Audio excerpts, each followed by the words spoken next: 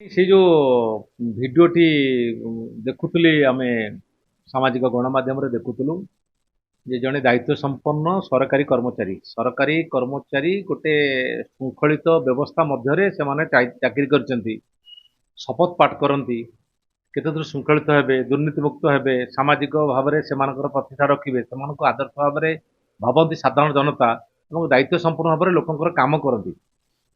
କିନ୍ତୁ ଯୋଉ ଜାଗାରେ ମଦ ବୋତଲଟେ ଥୁଆ ହେଇଛି ଏବଂ ସିଏ ବସିଛନ୍ତି ଗୋଡ ଉପରେ ଗୋଡ ପକେଇକି, ସେଟା ସରକାରୀ ଜାଗା ଯାଉ ବେସରକାରୀ ଜାଗା ଯାଉ ତାଙ୍କ ଘର କଥା ହଉ, ଗୋଟେ ମଦଟେ ପିଉଛନ୍ତି ଜଣେ ସରକାରୀ କର୍ମଚାରୀ ଏବଂ ସେ କଥାଟା ବାହାରେ ଆପଣଙ୍କର ପ୍ରଘଟ ହଉଛି, ଏଟା ଗୋଟେ ବଡ ଆଗେ ଅପରାଧ। ମଦ ପିଇ ପାରିବେ, ମନା ନାହିଁ, କିଏ ନିଶା ସେବନ କରିପାରିବ, କିଏ କଣ କରିପାରିବ ଚାରି କାନ୍ଥ ଭିତରେ। ଜଣେ ସରକାରୀ କର୍ମଚାରୀ ଯଦି ମଦ ପିଇବ ଏବଂ ଆକୁ ଯଦି ସରକାର ବାବୁମାନେ ଯଦି କ୍ଷମା କରିଦେବେ, ଏଡାଇ ଯିବେ, ତାହେଲେ ସାମାଜିକ ବିଶୃଙ୍ଖଳା ଘଟିବ। ଏବଂ ଏ କଥାକୁ ଯୋଉ ସାମ୍ବାଦିକ ରାଣା ପ୍ରତାପ ମହାପାତ୍ର ଆଣିଛନ୍ତି ରିପୋର୍ଟର୍ସ ଟୁଡେ, ତାଙ୍କର ଯୋଉ ଗଣମାଧ୍ୟମରେ ଆଣିଛନ୍ତି, ଅନ୍ୟ ଗଣମାଧ୍ୟମରେ ମଧ୍ୟ ସେଟା ଆସିଛି, ସାମାଜିକ ଗଣମାଧ୍ୟମରେ ଆସିଛି। ମୁଁ ତ ଭାବୁଛି ସେଟା ଠିକ ଅଛି, କିଛି ଅସୁବିଧା ନାହିଁ। ଏଇ ସବୁ କଥା ତ ସାମ୍ବାଦିକ ମାନେ କରିବା କଥା, ଯୋଉଟା ଯୋଉମାନେ ଅନ୍ୟମାନେ କରିନାହାନ୍ତି ସେ କରିଛନ୍ତି, ଧନ୍ୟବାଦର ପାତ୍ର।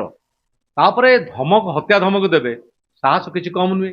ହତ୍ୟା ଧମକ ଦେବେ ମାନେ ସିଏ ଆଉ ଗୋଟେ ଅପରାଧ କଲେ। ହତ୍ୟା ଧମକ ଦବାଟା ଗୋଟେ ଗୁରୁତର ଅପରାଧ ଏବଂ ତାଙ୍କ ଉପରେ ଦୃଢ କାର୍ଯ୍ୟାନୁଷ୍ଠାନ ହେବା ଦରକାର। ଏବଂ ଏ ସମ୍ପର୍କରେ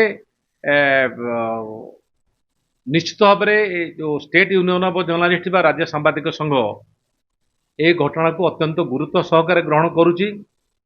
ଆଉ ସେଠି ସ୍ଥାନୀୟ ବିଡିଓଙ୍କର ଭୂମିକା ଉପରେ ମଧ୍ୟ ତର୍ଜମା ହେବା ଆବଶ୍ୟକ। ଜିଲ୍ଲା ପ୍ରଶାସନର ଦୃଷ୍ଟି ଆକର୍ଷଣ କରିଛନ୍ତି ସେ ଅଞ୍ଚଳର ସାମ୍ବାଦିକ ଏବଂ ରାଣା ପ୍ରତାପ ମଧ୍ୟ ଆଲୋଚନା କରିଛନ୍ତି, ଆମ ସଂଘର ଦୃଷ୍ଟି ଆକର୍ଷଣ ମଧ୍ୟ କରିଛନ୍ତି। ଯାଜପୁର ଜିଲ୍ଲା ସାମ୍ବାଦିକ ସଂଘ ସିଏ ମଧ୍ୟ ଏହି ଘଟଣାକୁ ଅତ୍ୟନ୍ତ ଗୁରୁତ୍ୱ ସହକାରେ ନେଇଛି।